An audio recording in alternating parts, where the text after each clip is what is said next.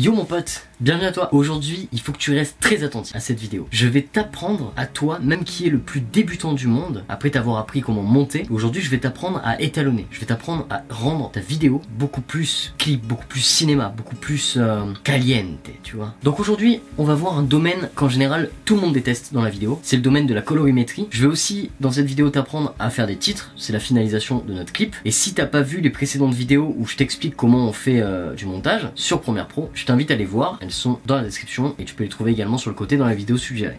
J'en dis pas plus, ça sert à rien de parler pendant 10 000 ans, on va commencer tout de suite. Cependant, juste avant ça, je te précise quand même au préalable, nous allons utiliser la suite de Red Giant, qui est la suite de Magic Bullet Suite. C'est un logiciel que je connais depuis longtemps mais que j'ai récemment utilisé et depuis je l'adore, je suis complètement fan de ce logiciel. Donc du coup, histoire de faire comme les pros, je t'invite à télécharger le logiciel. Tu peux le télécharger en version d'essai et également l'acheter ou bien encore trouver 2-3 tutos. Mais bon, si t'as les thunes, achète-le, c'est mieux quand même. Allez, c'est parti, sur ce on y va, on va étalonner, je vais vous expliquer comment ça se passe de A à Z. Cette vidéo s'adresse aux débutants les plus débutants possibles. Vous allez voir qu'on peut y arriver, c'est très simple, il y a plein de fonctions qui nous permettent de faire des vidéos bien plus belles que ce qu'on imagine. Venez avec moi, vous allez vraiment pas être déçus du résultat, vous verrez à la fin, vous aurez de super rendus. Allez, c'est parti mon petit loup, je te retrouve dans Premiere. Je vais t'expliquer brièvement, avant de commencer, ce qu'est l'étalonnage. Alors l'étalonnage, je l'ai déjà répété sur la chaîne plusieurs fois, mais on va dire que tu es vraiment débutant. L'étalonnage, c'est ce qu'on appelle le changement colorimétrique, c'est-à-dire qu'on va changer les couleurs de notre image pour lui donner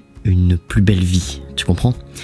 Donc par défaut, dans le cinéma, c'est une info comme ça si tu ne le connais pas, dans le cinéma on enregistre avec des capteurs qui nous permettent d'obtenir des images très ternes car c'est une image la plus brute possible qui sort du capteur. Et de ce fait, nous pouvons ensuite lui donner des teintes différentes, avec différentes couleurs et différents profils d'image. Alors pour ça, je t'invite à simplement installer un logiciel qui s'appelle Magic Bullet, qui est une suite d'une société qui s'appelle Red Giant. Ne t'inquiète pas, je vais pas te le montrer en vidéo parce que c'est assez simple, mais je vais quand même te l'expliquer rapidement avant de commencer sur fond de Premiere. Je suis désolé, j'ai pas d'autre solution. Alors je t'invite d'abord à te rendre sur le site de Red Giant, Magic Bullet, et éventuellement tu n'as qu'à télécharger la version d'essai si tu veux juste te donner un ordre d'idée de à quoi ça peut ressembler. Pour l'installation, c'est très simple, tu n'as qu'à lancer le programme d'installation et ensuite sélectionner ta version d'Adobe Premiere et ensuite le logiciel t'installera tout. La suite que nous cherchons à installer du logiciel, c'est précisément la suite Lux. Nous cherchons à installer Magic Bullet Lux. Donc moi je les ai tous, j'ai la Colorista, le Cosmo, Denoiser, etc. Mais nous, ce que nous cherchons à installer, c'est Lux. Alors téléchargez simplement la version d'essai de Magic Bullet Lux. Une fois que nous avons notre clip avec nos rushs, comme on l'avait pour les précédentes vidéos, on va simplement aller cliquer sur notre rush là où on le veut, dans les options d'effet, et on va mettre Lux dessus. Voilà. Là, il va s'appliquer un nouvel effet qui s'appelle Lux, qui est ici, vous pouvez le voir. Donc on a comme d'habitude les mêmes options, avec les options de masque, etc. Mais nous, on va juste simplement cliquer sur le petit bouton Edit Look. Là, on va commencer notre étalonnage. Donc par défaut, le logiciel va s'ouvrir et il sera comme ça. Donc là, vous allez vous dire, putain, c'est dingue, j'y comprends rien, ça me sert à quoi cette histoire? Et bien je vais vous expliquer. Cette affaire, elle va vous servir à créer une vidéo beaucoup plus jolie, avec un effet beaucoup plus cinématographique. Surtout si vous filmez dans un profil de caméra un petit peu terne, un petit peu flat, c'est-à-dire avec le moins de détails possible de votre caméra, donc pas de saturation, pas de contraste. Alors ça ira pas bien pour les appareils photo numériques, je vous préviens, pour ceux qui essayent de faire le truc, mais avec les appareils photo numériques ça marchera pas, ou très peu, il faut faire ça au moins avec un téléphone portable. Ici, quand on ouvre cette flèche, on a l'onglet Tools. Donc Tools, c'est les outils. Donc quand on ouvre les Tools, on a pas mal d'onglets. On a l'onglet Post, Caméra, Lens, Mate et Objectif. Et Subject, pardon. Donc le Subject, en fait, c'est quelque chose qui va se mettre ici. En fait, ça va automatiquement détecter les sujets. On va pouvoir régler également les sujets qu'on a dans notre vidéo et ça va nous permettre en fait d'étalonner uniquement sur nos sujets. Pareil avec le lens, caméra et post. Donc en fait lens c'est pour donner des effets d'objectif, mais directement dans l'objectif. Ensuite par exemple si je mets un Ace Flare en lens, là ici vous voyez tout de suite il s'est créé. Vous voyez ce qui s'est créé derrière? Alors qu'il n'y a rien, ça c'est flat, ça c'est ce que j'ai créé. Et vous voyez ici ça marche très bien, ça marche super bien parce que on est sur une image ensoleillée, donc ça marche super. Ensuite on peut régler tout ça, mais je vais vous montrer ça après. Ensuite on a la caméra, donc ça c'est les effets de caméra, d'accord, donc la contraste, etc. Et ensuite on a les effets de post. Donc les effets de post en fait c'est l'ensemble des effets qui vont atterrir ici, donc c'est un petit peu la fin de notre colorimétrie. Voilà, alors allons-y, commençons à étalonner. Je vais vous expliquer, vous allez voir c'est très simple, on va faire ça de manière très didactique et ça ira très bien pour les néophytes. Je m'excuse d'avance pour la durée de la vidéo, mais si vous êtes vraiment intéressé à faire des cinématiques qui vous donnent le tournis tellement elles sont belles, alors vaut mieux rester ici. Voilà, du coup ce qu'on va faire c'est que j'ai viré la barre des outils, on va commencer directement pour notre étalonnage, par un étalonnage tout à fait débutant, c'est-à-dire qu'en fait on va aller en bas à gauche, ici il y a un onglet avec looks, et en fait on va prendre des looks qui existent déjà pour l'étalonnage de notre vidéo, et vous allez voir qu'on va pouvoir faire des trucs magnifiques sans trop de travail. Donc tout le monde peut le faire, c'est pas réservé aux gens qui tâtent ça, c'est tout le monde peut le faire. Donc ici en fait on a plein d'onglets qui s'ouvrent avec Blockbuster, machin, etc. Et en fait tout ça c'est des différents types d'étalos. Vous voyez quand vous passez votre curseur dessus, ça change la couleur de l'image, ça change tout. Et ça marche super bien dans 80% des cas, ça marche bien. C'est-à-dire qu'il n'y a vraiment jamais un cas où c'est vraiment dégueulasse. C'est toujours un minimum joli, avec des ambiances différentes. Donc ce qu'on va faire c'est que nous on va regarder un petit peu tout ce qu'on a ici. Donc là pour vos images, lorsque vous faites ça c'est le même concept en fait, hein, c'est très simple, hein, vous ouvrez ça et ensuite vous allez pouvoir découvrir différents étalonnages. Donc nous ce qu'on va faire c'est que on va prendre, je pense celui qui est par ici, là j'en ai vu un qui était vraiment beau, c'est celui-ci, celui-là je trouve vraiment magnifique. Donc en fait moi ce que je vais prendre c'est que je vais prendre celui-là, je vais vérifier un peu de l'autre côté, voir ce qu'il y a d'autre, mais c'est vraiment pas mal, hein, ça me plaît, celui-là est sympa aussi, hein. Putain il est beau celui-là. Voilà. Donc du coup en gros c'est vraiment des types d'images, des teintes différentes, hein. Donc ce qu'on va faire c'est qu'on va choisir celui qui nous plaît le plus. Moi je vais prendre celui-ci parce qu'il me plaît bien. Ensuite on va simplement cliquer dessus, et là lorsqu'on clique en fait on voit les effets qui sont appliqués à ce paramètre, on va dire à ce, on va appeler grossièrement ça à ce filtre. C'est pas du tout un filtre mais on va appeler grossièrement ça comme ça. Donc à cet étalonnage préfet. Et en fait ensuite on va corriger les effets. Donc par exemple là ce que je vais faire c'est que je vais valider, je vais cliquer sur la touche V, et d'abord je vais regarder ce que vaut mon rush du coup maintenant cette fois, une fois qu'il est préétalonné comme ça. Donc là ici ça me plaît, l'image est vraiment belle, ça me plaît bien, mais il y a peut-être quelque chose qui me chagrine, c'est qu'en fait là il y a sûrement beaucoup de grains. Donc je vais vous montrer en fait. Là ici sur cet étalonnage là il y a un renoiser. Le renoiser ça fait du grain. Et en fait dans le grain c'est très intéressant parce que ça donne le côté cinéma, mais là nous on n'a pas besoin de ça, du coup on va le baisser. Donc il y a deux solutions, soit vous baissez le grain directement par l'effet qui est ici. Donc là il y a écrit grain amount et 58%, donc si par exemple je le baisse à 0 il n'y a plus de grain. Soit vous le mettez un tout petit peu, par exemple à 10% pour que ce soit dosé et que ce soit assez joli, ou à 8%. Soit simplement vous mettez votre curseur et vous enlevez avec le petit truc sur la souris ici, ok, sur le petit panneau stop. Voilà, donc ce que je vais faire c'est que moi je vais le laisser aux alentours de 10% parce que j'aime bien quand il y en a un petit peu. Ensuite il y a la contraste, donc la contraste a l'air plutôt bonne, hein. Je pense qu'on va pas la modifier, mais pour la modifier c'est pareil, tout est dans les paramètres ici. Donc vous voyez en fait quand vous montez tout simplement avec votre souris, mais nous a priori il y a pas de souci, c'était à 0,370, on va laisser aux alentours de 370, c'était pas mal, voilà.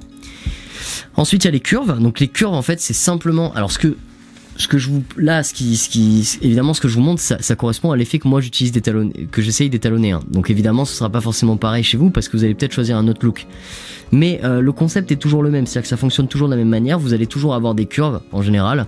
En fait les curves ça permet de changer l'état de la lumière. Donc par exemple là si je prends ce point là, que je le plante au milieu dans l'onglet RGB et que je le monte en haut, ça va être très lumineux, vous voyez.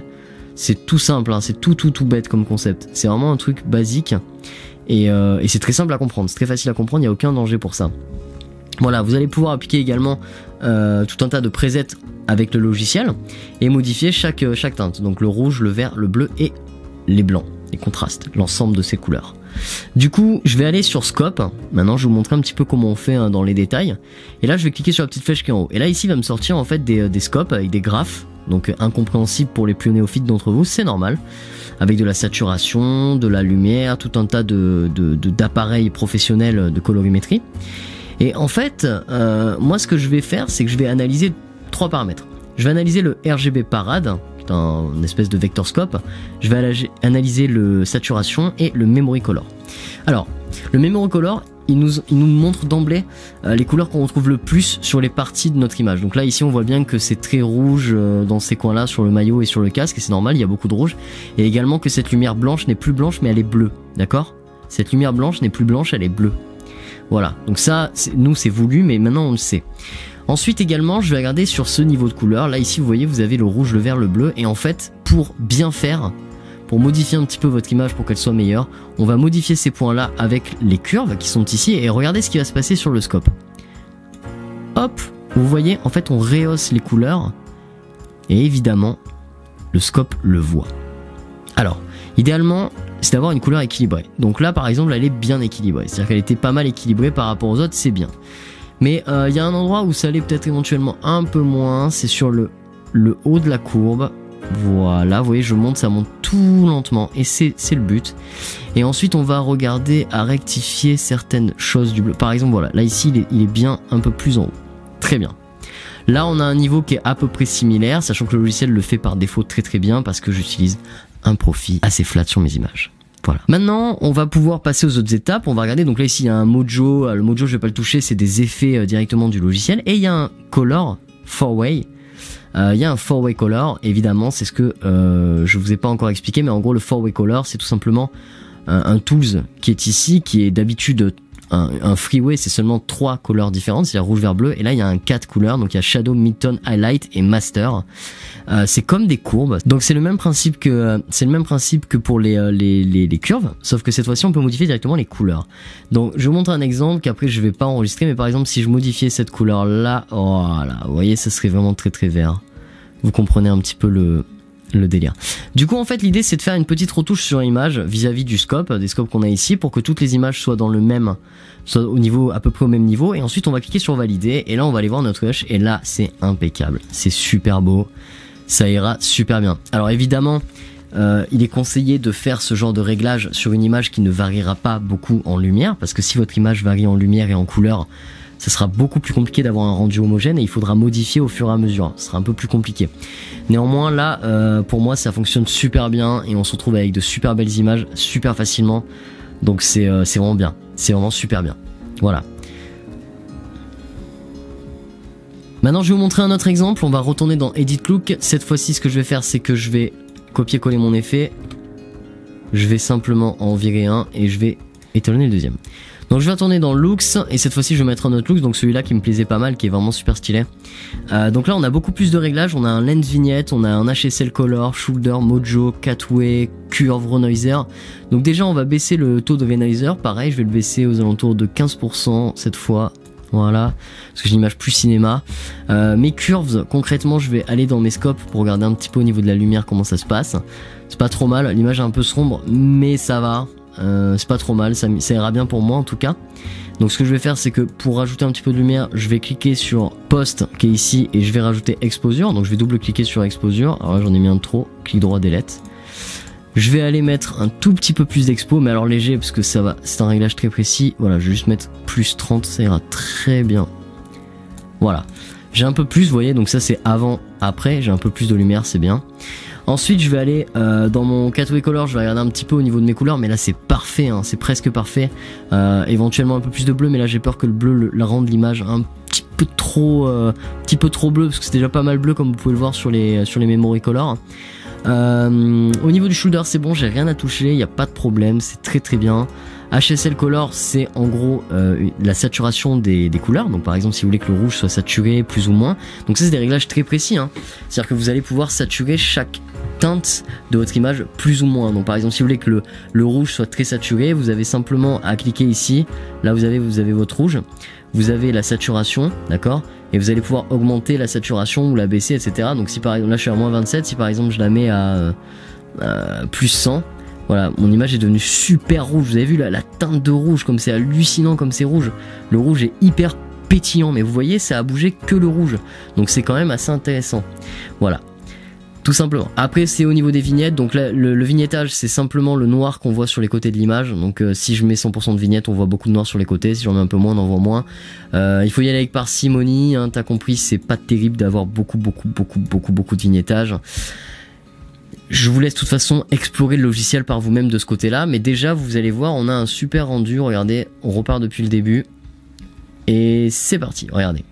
Voilà, on a déjà quand même un rendu super beau, super intéressant avec rien de temps. Et donc ce que je vais faire c'est que je vais vous faire un petit avant-après. Donc regardez, avant, après, avant, après, avant, après. Et voyez on est carrément pas sur le même genre de délire quoi. On n'est pas du tout sur le même délire quoi. Regardez, avant, après, avant, après. Voilà, je trouve ça génial, je trouve ça vraiment super et c'est hyper intéressant de savoir. Voilà. Ok, j'ai mon autre look aussi qui est super sympa, hein. Je vais vous faire un petit avant-après avec l'autre parce que je le trouve super sympa aussi. Donc, c'est parti, avant, après, pareil, avant, après. Et voilà, ça m'a pris 5 minutes, hein, au final, le temps de faire cette vidéo avec vous pour faire ça, donc c'est génial, ça marche super bien. Ce que je vais faire, c'est que je vais peut-être éventuellement vous montrer une dernière fois 2-3 petits trucs, je vais vous faire un petit résumé, et de toute façon on refera plein de vidéos sur ça, mais donc cette vidéo s'adressait aux plus grands des débutants, et je pense que vous pouvez tous le faire, sélectionner un look parmi ces paramètres là, tout le monde peut le faire. Donc vous mettez vos rushs, vous allez tout simplement dans vos effets vous cherchez Magic Bullet et vous prenez la suite Looks, vous l'appliquez au rush, vous allez dans Edit Look. Dans Edit Look, tout simplement, vous allez choisir un look en bas à gauche ici, vous cliquez sur Looks, vous allez choisir un look qui vous plaît, qui est pas mal, et ensuite vous allez modifier par rapport à votre image chacun de ces petits détails qui sont en bas, ces petits réglages, très simple à faire, vous allez voir c'est très intuitif, vous n'allez pas trop avoir de soucis, je vous ai montré de toute façon la globalité de ces choses là, je vous ai tout montré ici, et ensuite vous aurez bien entendu une image plus jolie, vous cliquerez sur valider et ce sera bon. Et de fait, j'espère que cette vidéo vous a plu parce que c'est hyper intéressant de faire son propre étalonnage. Là évidemment c'est une vidéo qui s'adresse aux débutants, je rappelle que je vais bientôt faire un dossier sur l'étalonnage très complet qui s'adressera aux gens un petit peu plus avancés, où on va voir tout un tas de façons d'étalonner avec plein de méthodes différentes. Voilà, allez, je vous reprends en caméra normale et on a bien fini notre vidéo. Avant de partir, j'allais oublier quelque chose, je vais vous montrer comment on fait un titre parce que je vous ai pas montré comment on faisait des titres. Donc pour faire des titres c'est très simple, vous allez dans Title, donc titre, vous cliquez sur nouveau titre, défaut, vous cliquez sur OK, à moins que vous lui mettre un nom, moi je lui mets pas de nom. Là vous allez avoir en fait un onglet qui va s'ouvrir comme ceci, donc vous allez pouvoir agrandir cet onglet, donc moi je vais l'agrandir un petit peu ici, voilà. Donc là en fait vous avez des polices, donc par exemple si je choisis celle-ci, ensuite je vais cliquer en plein milieu de l'écran, là je vais taper bonjour, ceci est un titre, et là vous allez pouvoir en cliquant sur la souris bouger votre titre. Voilà, vous allez pouvoir l'agrandir, donc pour l'agrandir c'est très simple, vous augmentez simplement la police qui est ici, en haut là vous avez texte, vous avez la size, la taille et vous augmentez ça. Pour changer de police c'est ici, donc front family, donc c'est voilà, c'est la police, hein. Vous descendez tout simplement, vous allez avoir toutes vos polices différentes et c'est comme ça qu'on crée un titre. Pour un tuto un peu plus avancé sur les titres, n'hésitez pas à me le dire dans les commentaires, pour l'instant je vous en ferai pas, mais si vous voulez savoir comment on fait des ombres derrière et tout un tas de trucs, n'hésitez pas à me le dire. Voilà, c'est bon, cette fois j'ai rien oublié, on peut passer à l'outro. Et voilà les potes, on a fini, je vous ai montré comment étalonner, j'espère que ça vous a plu un maximum. Si ça vous a plu, je vous invite à vous abonner, à mettre des pouces bleus, c'est hyper important pour moi, pour le référencement, et puis j'aimerais bien quand même qu'on passe le cap des 80 abonnés, pour l'instant on est à 53 je crois, ce serait cool qu'on arrive beaucoup plus loin. J'espère vraiment que la vidéo vous a plu, je suis en train d'essayer de trouver des idées pour plein de vlogs, pour des décors, pour des choses, on est toujours sur nos projets de tournage de films etc, ça arrive, tout ça arrive, ça prend du temps. Mais en fait c'est pas grand chose au final, donc ça va venir petit à petit. Je vous souhaite à tous une excellente journée ou soirée et on se retrouve demain pour un nouveau vlog qui sera sur d'autres sujets, je ne sais pas encore quoi, j'ai pas encore décidé parce que j'hésite entre pas mal de choses. Je vous fais plein de bisous, n'hésitez pas à m'envoyer tous vos clips sur Twitter, sur Facebook, sur la page YouTube ou en commentaire. Vraiment ça me fait super plaisir, donc n'hésitez pas à monter, mais j'attends vos films en fait. Allez, bonne nuit, ciao.